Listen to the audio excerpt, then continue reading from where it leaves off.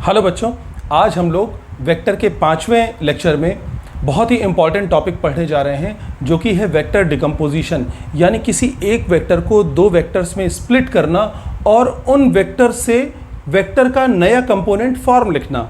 और आप विश्वास नहीं करेंगे कि ये मेथड, वैसे तो पूरा का पूरा वेक्टर अलजेब्रा ही इम्पॉर्टेंट है, लेकिन इसका आप बहुत फ्रीक्वेंट यूज़ करते हैं और जैसे जैसे आपके सवाल, आपकी प्रॉब्लम्स टफ होती जाती हैं वैसे वैसे आप देखेंगे कि डिकम्पोजिशन के मेथड से आप वेक्टर की प्रॉब्लम, वो वेक्टर कोई भी क्वांटिटी हो सकती है, वो इलेक्ट्रिक फील्ड हो सकती है, वो फोर्स हो सकती है, वो फ्रिक्शन हो सकता है, वो फ्री बॉडी डायग्राम हो सकता है, यानी मैकेनिक्स हो गया, इलेक्ट्रोस्टैटिक्स हो गया, मैग्नेटिज्म हो गया, और ना जाने कहाँ कहाँ जहाँ भी वेक्टर होगा वहाँ आपको डिकम्पोजिशन करना होगा। मोशन में, motion in a plane, projectile motion आप पढ़ेंगे। बहुत अगर समझ में नहीं आता तो बहुत कठिन टॉपिक है, 3 लाइन का प्रूफ है, लेकिन वो 3 लाइन का प्रूफ लिखने के लिए बच्चे 2-2 पेज रटते हैं। तो ऐसा ना हो आपके साथ, फिजिक्स आपको बोझ ना लगे, इसलिए वेक्टर डिकम्पोजिशन आप ज़रूर सीखें।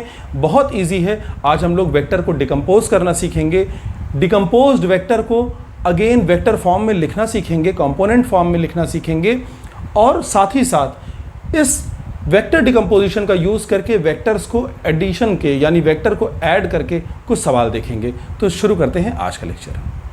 जो वेक्टर एडिशन में हमने क्या देखा था कि दो वेक्टर्स मिल करके एक नया वेक्टर बना रहे थे। अगर वेक्टर ए और बी है, उनके बीच में एंगल थीटा है, तो वो एक नया वेक्टर आर बना रहे हैं जिसका मैग्नीट्यूड ए प्लस बी नहीं है, बल्कि क्या है, √a² + b² + 2ab cos theta. यानी वेक्टर ए और वेक्टर बी को जोड़ने पर जो मैग्नीट्यूड, जो रिजल्टेंट होगा, उसका मैग्नीट्यूड किस पर डिपेंड करेगा? ए और बी के मैग्नीट्यूड पर तो डिपेंड करेगा ही, साथ ही साथ उस कोण पर डिपेंड करेगा, उस एंगल पर डिपेंड करेगा जो वेक्टर ए और बी के बीच में है। वेक्टर डिकम्पोजिशन एडिशन का उल्टा प्रोसेस है। एडिशन में आप क्या करते हैं, दो वेक्टर्स को ऐड करके एक तीसरा वेक्टर बनाते हैं, एक नया वेक्टर बनाते हैं। डिकम्पोजिशन उसका इन्वर्स प्रोसेस है। डिकम्पोजिशन में हम क्या करते हैं, एक वेक्टर को दो ऐसे वेक्टर्स में स्प्लिट कर देते हैं, बांट देते हैं, तोड़ देते हैं, जिनका एडिशन का रिजल्टेंट, यानी जिनको जोड़ने पर वही वेक्टर हमें फिर से मिल जाए। ठीक है, यानी किसी एक वेक्टर को दो ऐसे वेक्टर्स में स्प्लिट कर देना, बांट देना, जिनका रिजल्टेंट, जिन दो कंपोनेंट्स, और जिन दो वेक्टर्स में हम बांटते हैं उन्हें क्या कहते हैं, कंपोनेंट्स कहते हैं। इन कंपोनेंट्स को जोड़ने पर फिर से वही वेक्टर मिल जाए। ठीक है, तो इनको हम क्या बोलते हैं, इस एक्शन को हम क्या बोलते हैं, डिकम्पोजिशन या रिजोल्यूशन ऑफ अ वेक्टर। और ये लिखा क्या है, to split a vector into 2 vectors whose resultant is again that vector is known as resolution और डिकम्पोजिशन ऑफ वेक्टर, यानी सदिश वियोजन इसे कहते हैं। सदिश वियोजन आपको हिंदी में डिस्क्रिप्शन में लिखा मिलेगा। और ये जिन वेक्टर्स में हम स्प्लिट करते हैं, यानी जिन दो छोटे छोटे वेक्टर्स में स्प्लिट करेंगे, वो वेक्टर्स क्या कहलाते हैं, कंपोनेंट, या हिंदी में उसे घटक बोलते हैं। ठीक, अगर ये कंपोनेंट्स कैसे हैं, परपेंडिकुलर हैं, एक दूसरे के परपेंडिकुलर हैं, तो ये रेक्टेंगुलर कंपोनेंट्स कहलाते हैं।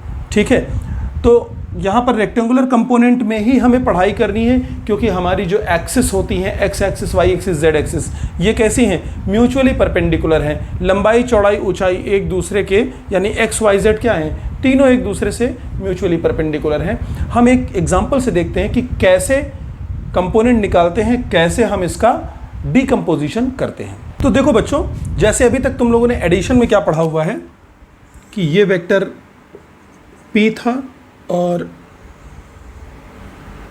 ये वेक्टर Q था। ठीक है, इन दोनों वेक्टर्स ने, अब चूंकि ये कैसे रखे हुए हैं, टेल टू टेल जुड़े हुए हैं, तो ये लॉ ऑफ पैरेललोग्राम से ऐसे जुड़ जाएंगे, और इन दोनों ने मिल करके एक नया वेक्टर ये दे दिया जिसको हम लोग R बोलते हैं। और ये R किसके बराबर है, vector Q plus vector P के बराबर। इसका उल्टा प्रोसेस, अगर हम इस R को ब्रेक कर दें, क्या कर दें, इस R को तोड़ दें, किसमें, अगेन P और Q में, ये R खत्म हो जाए और क्या बचे, P और Q बच जाए। ठीक है, तो ये क्या कहलाएगा, इसका एक कंपोनेंट, और ये कहलाएगा दूसरा कंपोनेंट। लेकिन ये रेक्टेंगुलर कंपोनेंट नहीं है। क्यों? क्योंकि इनके बीच का एंगल 90 डिग्री नहीं है। रेक्टेंगुलर कंपोनेंट हम क्यों पढ़ते हैं, क्योंकि हमारे जो एक्सिस है वो परपेंडिकुलर है। ठीक है, और हमारी सारी की सारी जो स्टडी होती है वो इन्हीं परपेंडिकुलर एक्सिस पर ही होती है, इसलिए रेक्टेंगुलर कंपोनेंट। हमें पढ़ना ज़रूरी है। तो हम देखते हैं कि कैसे हम रेक्टेंगुलर कंपोनेंट फाइंड करते हैं किसी वेक्टर का कंपोनेंट कैसे निकालेंगे, कैसे उससे एक नया वेक्टर बनाते हैं। ध्यान से देखिए, यहाँ पर क्या है कि हमारे पास एक वेक्टर है ए जो कि एक्स एक्सिस से इससे थीटा एंगल फॉर्म कर रहा है। क्या फॉर्म कर रहा है? Theta angle. ठीक है, और इस एक्स वेक्टर ए का मैग्नीट्यूड क्या है, इसकी लंबाई क्या है, इसका मान क्या है, इसका परिमाण क्या है, हिंदी में कहें तो स्मॉल ए है। वही जैसे आप अभी तक पढ़ते हैं वेक्टर ए की लेंथ स्मॉल ए है। ठीक है, हमें क्या करना है, इस वेक्टर को रेक्टेंगुलर कंपोनेंट्स में तोड़ना है। ठीक है, तो हम क्या करते हैं, प्रोजेक्शन निकालते हैं। ध्यान से सुनिए, यहां पर एक नया शब्द आया है, प्रोजेक्शन। प्रोजेक्शन को हिंदी में बोलते हैं प्रक्षेप, और प्रोजेक्शन का मतलब होता है शैडो, छाया या परछाई। तो इस वेक्टर की एक्स एक्सिस पर कितनी प्रोजेक्शन हो रही है, ये पता करने के लिए हमें किसी भी दिशा में अगर वेक्टर का प्रोजेक्शन निकालना है तो हम वेक्टर के इनिशियल और फाइनल पॉइंट से उस डायरेक्शन में क्या कर दें, परपेंडिकुलर डाल दें। किसी भी एक्सिस की तरफ अगर हमें प्रोजेक्शन फाइंड करनी है, जिस भी एक्सिस पर, हम क्या करते हैं, वहाँ से वेक्टर के प्रारंभिक और अंतिम, फर्स्ट और लास्ट एंड से क्या करते हैं, परपेंडिकुलर ड्रॉ कर देते हैं। दोनों परपेंडिकुलर के बीच की डिस्टेंस क्या हो जाएगी, प्रोजेक्शन को दिखाएगी। सपोज करो अगर हमें एक्स एक्सिस पर इसकी प्रोजेक्शन देखनी है तो हमें यहाँ ऊपर कहीं लाइट सोर्स लगाना पड़ेगा और लाइट रेज ऐसे सीधी रेखा में चलती हैं, है ना। तो इसके दोनों सिरों से यहाँ से तो परपेंडिकुलर ड्रॉ कर नहीं सकते क्योंकि तो खुद परपेंडिकुलर ड्रॉ करेंगे तो यहीं पे रह जाएगा।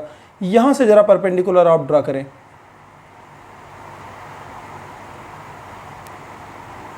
तो इसको मैं बोल देता हूँ point O, this is P, this is M। तो ये जो दूरी आई OM, OM क्या है, projection of vector A on x axis, ये। ठीक है, तो यहां पर जो OM है, OM क्या है,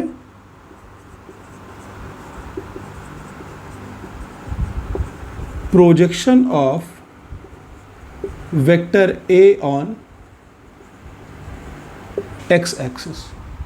और इसकी वैल्यू कितनी होगी बेटा, अगर ये A है तो इसको आप देखें, यहाँ से ज़रा cos थीटा लीजिए। cos थीटा बराबर कितना आ जाएगा, OM यानी बेस अपॉन हाइपोटेन्यूज जिसकी लेंथ है A, तो OM कितना आ जाएगा, A cos थीटा। यानी अगर हाइपोटेन्यूज A है तो बेस कितना आ जाता है, A cos थीटा। क्लियर है ना, यानी ये कितना आ जाएगा हमारा, A cos थीटा। अगर हमें y एक्सिस पे प्रोजेक्शन निकालनी है तो हम P से क्या करें, यानी O और P इन दोनों से y एक्सिस पर परपेंडिकुलर ड्रॉ करें। तो देखो ये पॉइंट तो ऑलरेडी छुआ हुआ है, तो यहां से तो परपेंडिकुलर ड्रॉ करेंगे नहीं, यहां से परपेंडिकुलर ड्रॉ करते हैं। तो ये बना हमारा,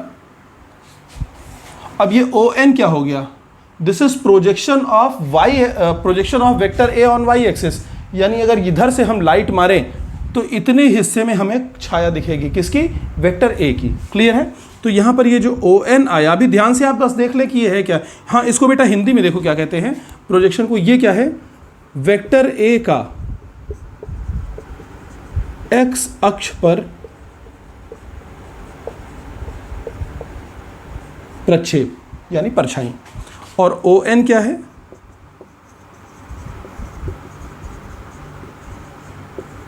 projection of vector A on y axis.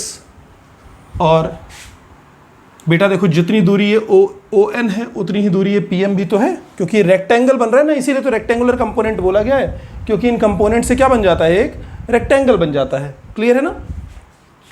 तो अगर ये A cos थीटा है तो यहां पर अगर हम साइन थीटा ले लें सिमिलरली, तो साइन थीटा बराबर कितना आ जाएगा, PM अपॉन A, या PM के प्लेस पे हम लोग ON भी, क्योंकि रेक्टेंगल की आमने सामने की साइड इक्वल होती हैं, तो PM अपॉन A, या इसको हम लोग लिख दें कि sine theta is equal to ON upon A, या ON क्या हो जाएगा, A साइन थीटा। तो ये साइड या ये साइड क्या हो जाएगी हमारी,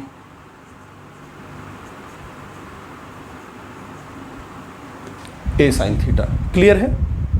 अब जरा देखो, ये अगर वेक्टर है तो ये टूटेगा भी किस में? वेक्टर्स में। एक वेक्टर को अगर हम तोड़ना चाहें तो वो किस में टूटेगा? वेक्टर्स में ही तो टूटेगा, है ना। अगर आपके पास पैसा है, रुपया है, तो वो टूटेगा तो रुपए में ही तो टूटेगा ना। 100 रुपए का टूटा किसी से लेने जाओगे तो तुमको 10 रुपया देगा। ऐसा थोड़ा कि 50 रुपए दिया और 50 रुपए के आलू दे दिए, तो ये तो डिकम्पोजिशन सही हुआ नहीं। तुमने सामान तो खरीदा, तुमने तो 100 रुपए के नोट को छुट्टे कराने थे, तो वैसे इस वेक्टर ए के छुट्टे कराने तो वेक्टर में ही तो होंगे। तो ज़रा देखो बेटा, ये जो ए कॉस थीटा ये एक्स एक्सिस पर है, और इधर वेक्टर बनाने के लिए हमें किससे? यूनिट वेक्टर आई से मल्टीप्लाई करना होता है। क्या करना होता है? यूनिट वेक्टर आई से। जब आप मल्टीप्लाई कर देंगे तो ये जो है, ये जो वेक्टर ओ एम बनेगा, दिस इज एक्स कंपोनेंट। ये क्या है बेटा? एक्स कंपोनेंट ऑफ वेक्टर ए। ये इस वेक्टर ए का क्या कहलाएगा? X component. या चूंकि एक्स हमारी हॉरिजेंटल डायरेक्शन होती है तो इसको हम बोलते हैं हॉरिजेंटल कंपोनेंट, क्षैतिज घटक हिंदी में बोलते हैं। बहुत इत्मीनान से, बहुत ध्यान से सुनिएगा, ज़्यादा नहीं पढ़ाऊंगा इस चैप्टर में, इस लेक्चर में, ठीक है। तो अब यहाँ पर अभी हम लोगों ने क्या देखा? प्रोजेक्शन देखी। अब कैसे, और ये प्रोजेक्शन कितनी आई आपकी? ए साइन थीटा। तो ओ एम ओ एन तो क्या है? ये प्रोजेक्शंस हैं। लेकिन अगर हम वेक्टर ओ एम और वेक्टर ओ एन ले लें तो वो हो जाएंगे कंपोनेंट्स। क्या हो जाएंगे? कंपोनेंट्स। ठीक है। तो अब मैं आपको इतना, आप नोट कर लें, स्क्रीन को पॉज कीजिए और इसको नोट कीजिए, फिर मैं आपको आगे बताता हूं।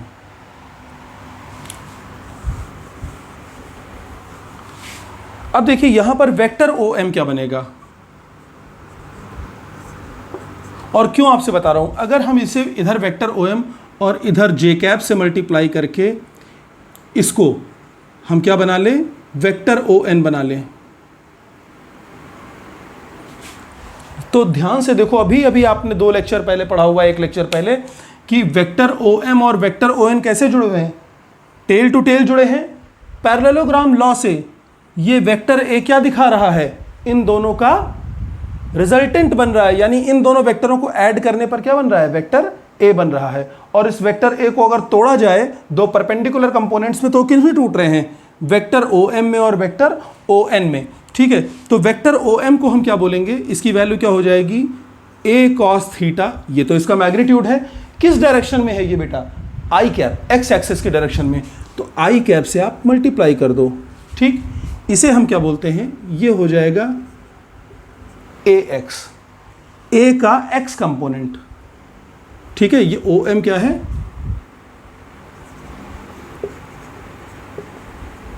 Component of vector A along x axis, यानी सदिश ए का एक्स घटक है। हिंदी में लिख देता हूं,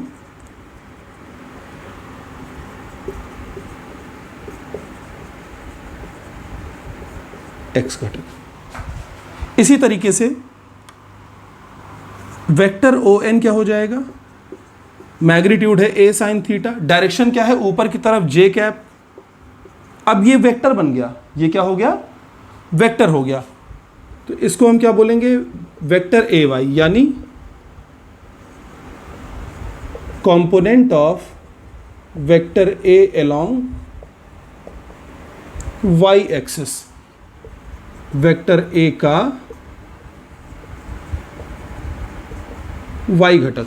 और अगर ध्यान से देखो तो वेक्टर ए किसके बराबर है? Vector A is equal to vector A x plus vector A y. चाहे तो आप ऐसे लिखें या आई जे के। देखो अगर ये ए एक्स है तो ये इतनी चीज क्या है? ए एक्स का मैग्नीट्यूड है ना, तो इसको हम लोग स्मॉल ए एक्स लिख दें, कोई दिक्कत? ये ए वाई का मैग्नीट्यूड है, तो क्या इसको स्मॉल ए वाई लिखा जा सकता है? तो ये चीज, ये ए एक्स की वैल्यू क्या हो गई? ए एक्स आई कैप, और ए वाई की क्या हो गई? ए वाई जे कैप। तो वेक्टर ए बराबर क्या हो जाएगा? वेक्टर ए बराबर हो जाएगा ए एक्स आई कैप प्लस ए वाई जे कैप। तो देखें, पहले तो हम लोगों ने क्या किया? हमने 2 काम किए बच्चों। पहला काम यहां पर किया, डीकंपोजिशन किया।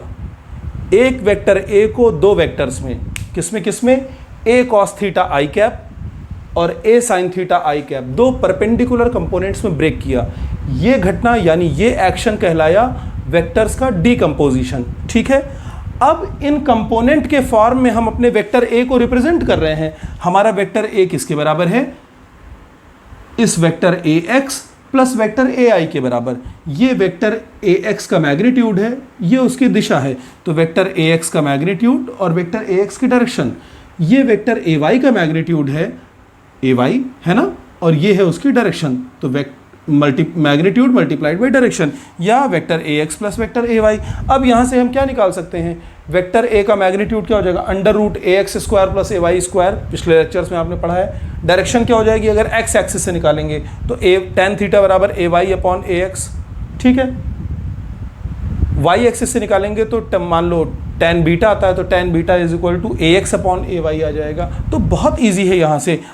ये तो था हमारा रेक्टेंगुलर कंपोनेंट, इसको आप एक बार दो बार ध्यान से देखें वीडियो को, शायद कुछ बच्चों को एक बार में समझ में नहीं भी आ सकता है। अब मैं आपको प्रैक्टिकल एक वेक्टर एक न्यूमेरिकल से डिकम्पोज करके उसको कंपोनेंट फॉर्म में लिखूंगा और उसके बाद अगले न्यूमेरिकल में आपको एडिशन समझाऊंगा। अब न्यूमेरिकल से समझते हैं कि कैसे हम कंपोनेंट्स को निकालते हैं, यानी सबसे पहले हम देखते हैं कि कैसे वेक्टर्स को डिकम्पोज करते हैं। तो ये हमारा एक्स वाई एक्सिस है, ठीक है, और सपोज करो कि एक फोर्स लगा हुआ है, दिस इज वेक्टर एफ और इसकी वैल्यू क्या है 10 न्यूटन। ठीक है, और इसकी डायरेक्शन दी हुई है हमें 45 डिग्री। बहुत सिंपल सा क्वेश्चन लिया है। अभी हमें यहाँ वेक्टर और डायरेक्शन दोनों अलग अलग दी हुई है। हमसे कहा गया कि इसको कंपोनेंट फॉर्म में लिख दो। क्या कहा गया कि इसको कंपोनेंट फॉर्म में लिख दो। तो पहली चीज़ आप जानें कि जब आप कभी डिकम्पोजिशन कर रहे होंगे तो जब एक वेक्टर को दो वेक्टर्स में आप स्प्लिट करते हैं, जब वेक्टर को दो वेक्टर्स में स्प्लिट करते हैं तो वो वेक्टर खुद खत्म हो जाता है, बाकी जो दो वेक्टर वही जिंदा बचते हैं। तो इसको अगर तुम डिकम्पोज करोगे तो ये वेक्टर तो बेचारा शहीद हो जाएगा। और शहीद होगा कैसे, आपने अभी देखा कि ए लिया और थीटा, तो जिधर थीटा लिया था उधर कॉस थीटा कंपोनेंट आता है और उसके परपेंडिकुलर वाला क्या आता है, साइन थीटा। जिधर थीटा एंगल लेते हैं तो थीटा एंगल वाला तो कॉस थीटा आएगा और इस कॉस के परपेंडिकुलर वाला क्या आता है, साइन आता है। तो यहाँ से अगर हम लोग क्या करें, परपेंडिकुलर ड्रॉ करें बच्चों दोनों एक्सिस पर। अब इतनी मैथमेटिक्स आप कर सकते हो, है ना। तो ये 10 न्यूटन है, इसकी वैल्यू क्या है 10, तो इधर की तरफ कितना आ जाएगा 10 cos 45 और इधर की तरफ कितना आ जाएगा 10 sin 45। क्लियर है। यानी बच्चों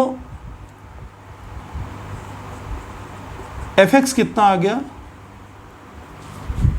यानी f का x एक्सिस पर प्रोजेक्शन वेक्टर fx का मैग्नीट्यूड ये कितना आ गया 10 cos 45, यानी 10 cos 45 की वैल्यू 1/√2 होती है।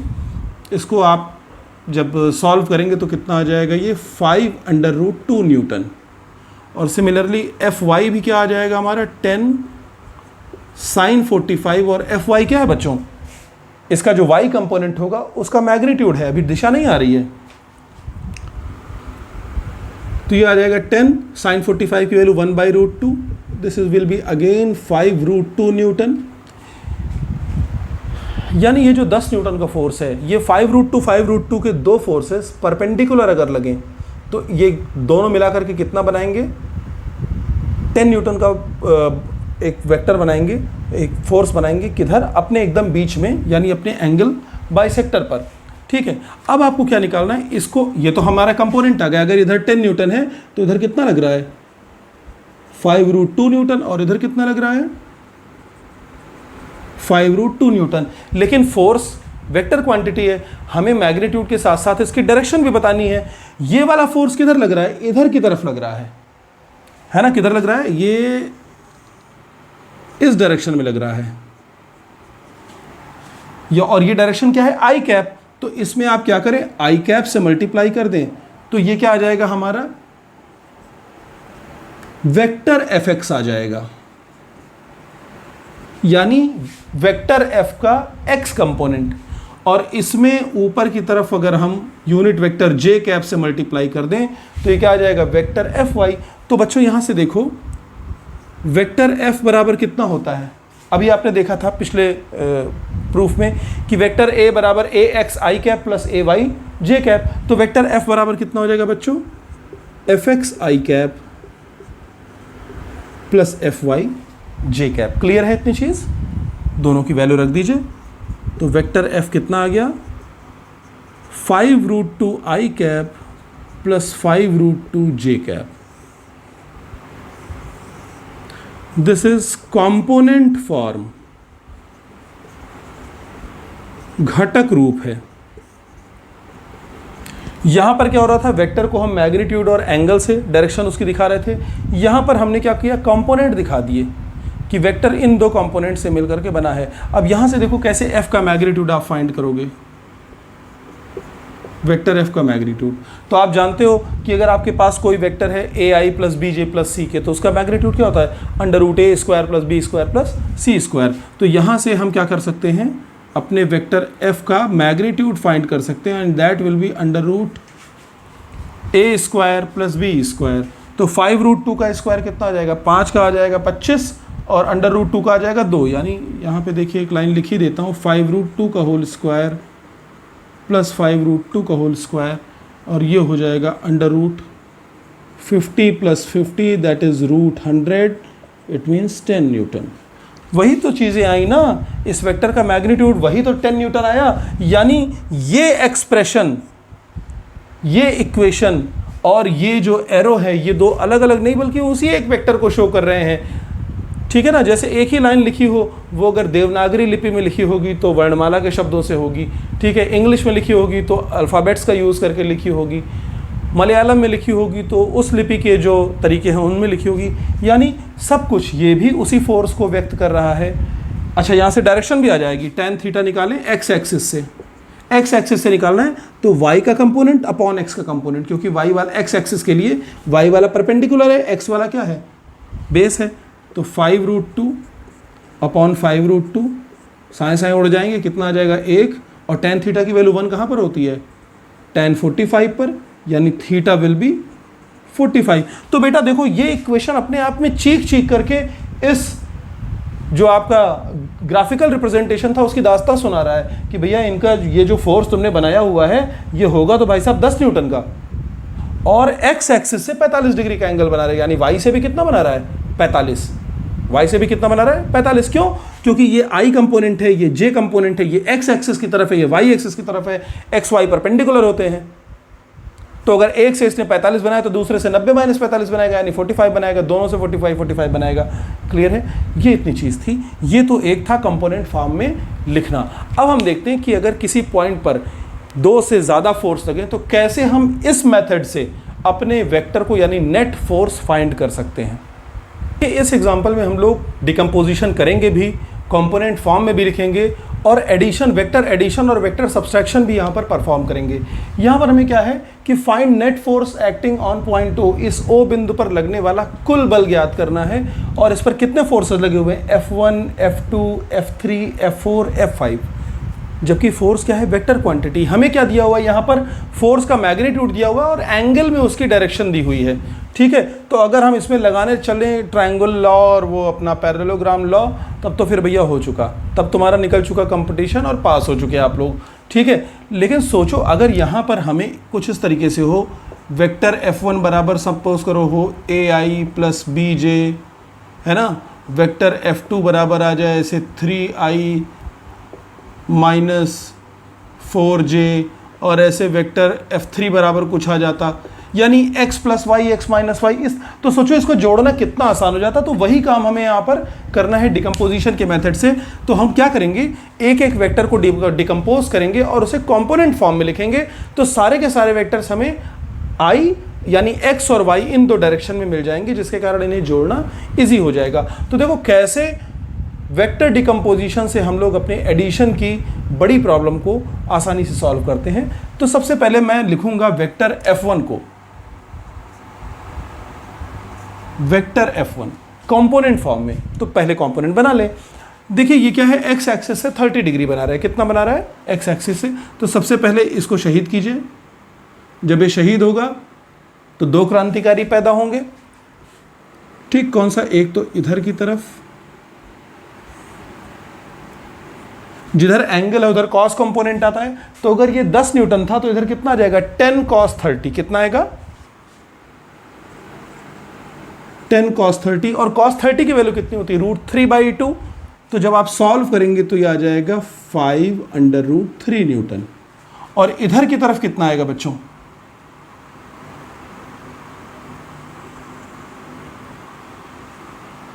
इधर की तरफ आएगा 10 sin 30। 10 sin 30 यानी 10 इंटू साइन 30 की वैल्यू 1/2, 10 इंटू 1/2 यानी 5 न्यूटन। तो देखो जी, ये जो F1 फोर्स था ये 5√3 x की तरफ टूटा है और 5 न्यूटन y की तरफ टूटा है। तो ये कितना हो जाएगा? 5√3 i कैप, और ये क्या हो गया? 5j cap. तो ये किस में हो जाएगा? 5√3 देखो fx i plus fyj plus 5 Newton किधर की तरफ? j की तरफ। बहुत इत्मीनान से समझिएगा, ये 10 न्यूटन का फोर्स था। इधर की तरफ आएगा 10 cos 30, cos 30 की वैल्यू रखें तो 5√3। 5√3 मैग्नीट्यूड है, डायरेक्शन क्या होगी? Positive x i cap. तो ये वाला वेक्टर क्या हो जाएगा? 5√3 मैग्नीट्यूड गुणे डायरेक्शन। इसका इधर वाला कंपोनेंट कितना आ जाएगा? 5 न्यूटन का। किधर की तरफ है? y की तरफ, यानी j कैप। तो ये हो गया मैग्नीट्यूड मल्टीप्लाइड बाय डायरेक्शन। तो ये है fx और ये क्या है? fy। क्लियर है? ऐसे सबको तोड़ना है। F2 को जरा तोड़ें तो 10 न्यूटन का है, ऊपर की तरफ 30 डिग्री है, तो इधर आ जाएगा 10 cos 30 यानी वही हमारा 5√3 i कैप। तो जो हमारा वेक्टर F2 है ये 5√3 i कैप में, और इसका नीचे की तरफ जो आ रहा है रेक्टेंगुलर कंपोनेंट, चूंकि इसका प्रोजेक्शन ऐसे इधर बनेगा ना, इसका प्रोजेक्शन यहाँ से तो ऊपर आया और प्रोजेक्शन यहाँ से नीचे आएगा, तो इसका जो दूसरा कंपोनेंट बनेगा वो ये बनेगा। और वो क्या होगा? अगर ये 10 cos 30 तो ये आ जाएगा 10 sin 30। 10 sin 30 मतलब 5 न्यूटन। किधर? -y की तरफ। तो ये जो 10 न्यूटन ये किससे किससे मिलकर बना है? 5√3 प्लस x की तरफ और 5 न्यूटन माइनस y की तरफ। तो 5√3 तो i कैप हो जाएगा, नीचे की तरफ -5 न्यूटन j की तरफ। क्लियर है इतनी चीज? अच्छा, यहीं पर एक फोर्स है F5। तो F5 को मैं, ये यहाँ पर हो जाएगा हमारा F3, ये हो जाएगा वेक्टर F4 और ये हो जाएगा वेक्टर F5। तो ज़रा ध्यान से देखो, जो वेक्टर F5 है 5 न्यूटन का, ये केवल -y की तरफ है और किसी डायरेक्शन में नहीं है। तो इसमें क्या F5 वेक्टर में जो कि 5 न्यूटन का दिया था, इसमें क्या कोई x कंपोनेंट है? नहीं। तो इसको हम लोग लिखेंगे 0i -5j। क्यों? क्योंकि ये 5 नेगेटिव y की तरफ है। ठीक। F4 में देखो क्या है? -x की तरफ 5 न्यूटन है, y की तरफ कुछ नहीं है। तो F4 में हो जाएगा -5i cap, -5i cap plus 0j cap. क्यों? क्योंकि ये निगेटिव x एक्सिस की तरफ है, y वगैरह पे इसका कोई कंपोनेंट। अब बचा हमारा ये F3। देख बेटा, F3 क्या है? x एक्सिस से 60 डिग्री का बना रहा है, तो इधर की तरफ कितना आ जाएगा? ऐसे कंपोनेंट इसके होंगे ना इधर की तरफ। तो ये कंपोनेंट कितना आ गया? ये वाला, ये आ जाएगा 10 cos 60। कितना आ जाएगा? 10 cos 60 मतलब 5 न्यूटन। cos 60 की वैल्यू 1/2। और इधर की तरफ कितना आ जाएगा बेटे? 10 sin 60। sin 60 की वैल्यू √3/2 माने 5√3 न्यूटन। तो ये जो 10 न्यूटन वाला F3 है ये 5 न्यूटन नेगेटिव y की तरफ और 5√3 प्लस j की तरफ, यानी प्लस y की तरफ। तो हो जाएगा -5i कैप। ठीक है, -5i कैप इस तरफ प्लस 5√3j कैप। सारे वेक्टर्स आपने लिख दिए किसमें? कंपोनेंट फॉर्म में। और अब इनको ऐड कर दीजिए, वेक्टर F नेट या वेक्टर F टोटल फोर्स क्या हो जाएगा? इन सब का एडिशन, सबको जोड़ दो। तो देखो +5j से -5j कैंसिल हो जाएगा।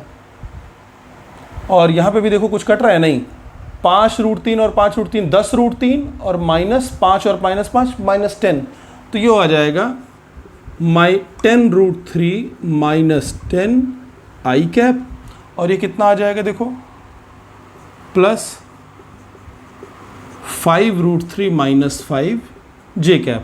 अब इसको थोड़ा सा आप कॉमन ले लीजिए, तो f की वैल्यू आ जाएगी 10√3 -1 आई कैप प्लस 5√3 -1 जे कैप।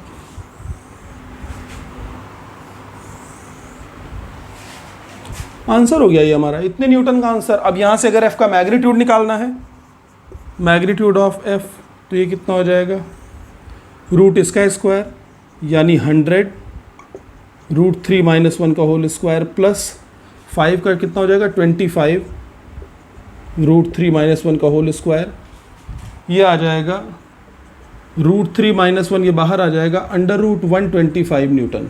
अब 125 न्यूटन की वैल्यू 11 पॉइंट समथिंग के करीब होगी, है ना। 11 का कितना होता है, 1 to 1 होता है, तो मान सपोज करो ये 11.1 है या 11.2 है, उससे मल्टीप्लाई करके आप ये वैल्यू निकाल सकते हैं। डायरेक्शन देखिए, डायरेक्शन यहाँ पर निकाल देता हूँ, तो जो टोटल फोर्स बनेगा tan थीटा, उसकी क्या वैल्यू आएगी x एक्सिस से, ये हमारा क्या हो गया y कंपोनेंट, ये हो गया। तो अगर x एक्सिस से निकाल रहे हैं तो y/x 5√3 -1 अपॉन 10√3 -1 √3 -1 √3 -1 शहीद हो जाएंगे, 5 से 2 यानी ये 1/2, theta is equal to tan inverse 1/2।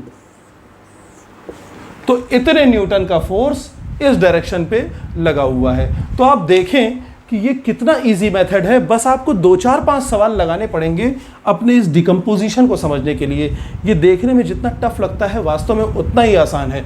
और अभी जब आप कक्षा 12 में पहुंचेंगे, क्लास 12 में पहुंचेंगे, तो पता है आपको एक साथ एक ही पॉइंट पर कई सारे चार्ज फील्ड लगा रहे हैं, सबकी फील्ड इधर उधर डायरेक्शंस में है, वहाँ पर ये मेथड इतना ज़्यादा कारगर सिद्ध होगा कि आपको सवालों से डर एकदम ख़त्म कर देगा वेक्टर।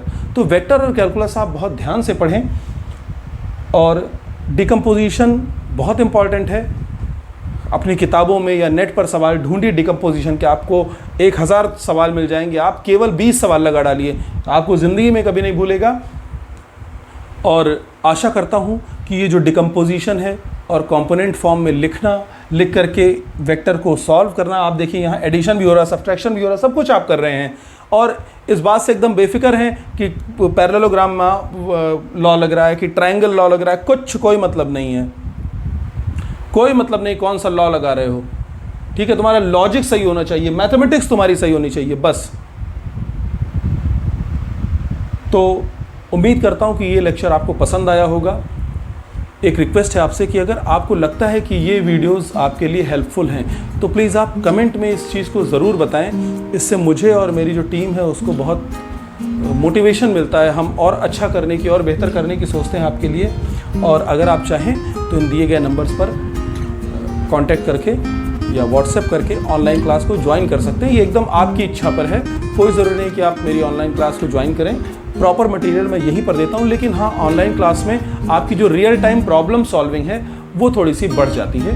तो मिलूँगा अगली क्लास में, वेक्टर अलजेब्रा को और आगे प्रोसीड कराते हुए शुरू करेंगे वेक्टर्स का मल्टीप्लिकेशन यानी प्रोडक्ट ऑफ वेक्टर्स।